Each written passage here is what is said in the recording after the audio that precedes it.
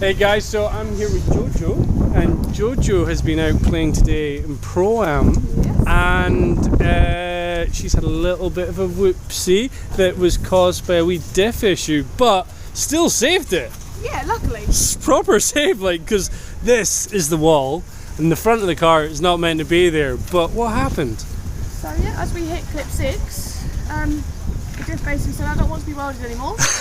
Next minute I knew I was facing the wall, and I just kind of kept my foot in and turned the other way. Oh, that is like proper save, because that get that much normally results in that being destroyed, that being destroyed. The rim was touched a little bit. Oh, so you did even got the rim. But like just a tiny bit. Like so lucky. I mean, it was more luck than talent, I think, there, because you're just a passenger when that happens.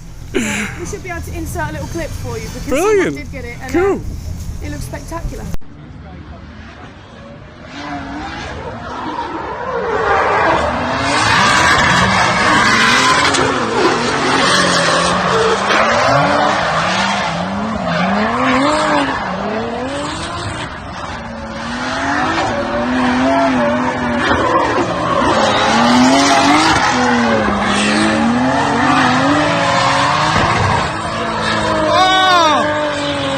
What have you done this year to the car? Because last year it was you had a couple of issues, but you've gone and done a proper refresh on her, haven't you? Yeah, so it's got a brand new engine.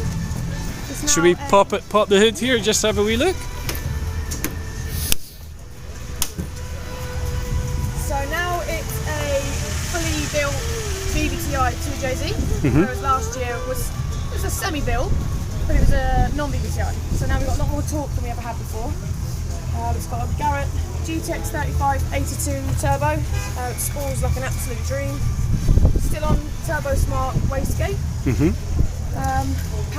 Powerhouse Racing rocker covers are a bit baller, but the team like to make it look as cool as we can. It's a really beautiful engine bay. There's a lot of nice shiny parts on here, and it's all looking really nice. It's proper looking serious. So what are we making as well? What kind of power figures are you? 700 horsepower now. The torque figure's not far off that. And is this more than what you were running last year, or was that? We spoke last year, it was about 500. Oh wow, it's that was big. On about a bar. We did then tune it more. Unfortunately, we had an engine failure at a demo we did. So we kind of went back to basics. We had Jan Heath and Martin Batty, Bentley Automotive and Secret Works, basically build the car again from a bare shell. We changed from the Samsona's dog box that we had last year to a 4-speed sequential. You know, we've changed everything to the rear end.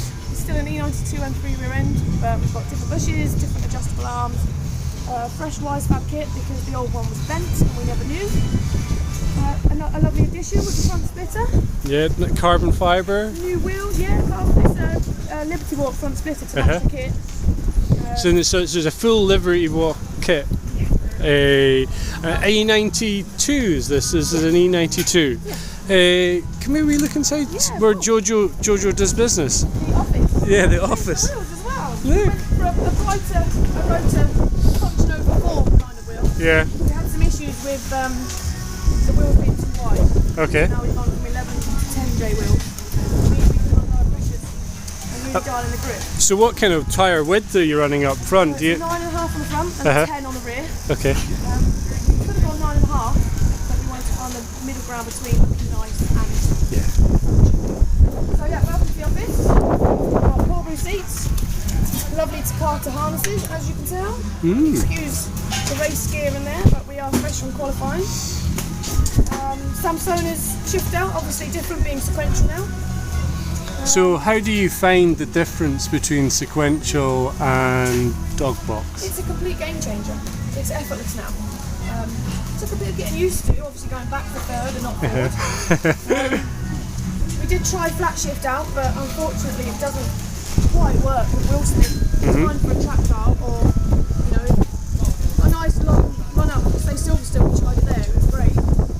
But with these short tracks, your wheel spinning first, second, third, looking it in.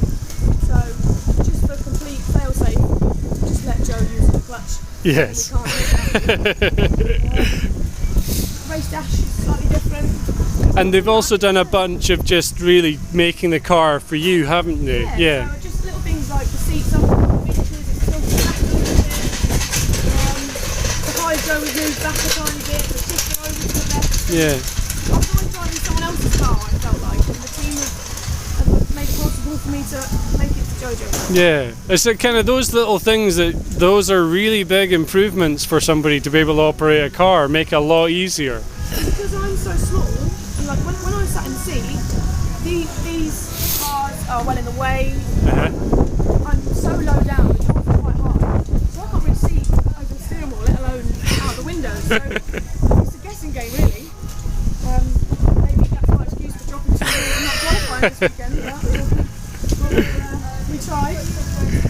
Other than that, really, the car is the same. Obviously, a new wrap, a few more partners on. Yeah, it's a beautiful wrap, isn't it? When we saw it on the 2D design, we wasn't sure what it looked like. It was a bit of a guess, and then when it rolled out, I was like, wow, she looks good. Yeah, she looks absolutely super aggressive car. Like Liberty Walk and a E92 is a really good combination. She just looks really aggressive now, doesn't she? Yeah, properly aggressive. Well, Jojo, well, good luck for the next round. Hopefully we'll do much better. You will do, I'm sure. We'll see time and we'll send it as we always do and we'll have a laugh. Okay, awesome. See you later.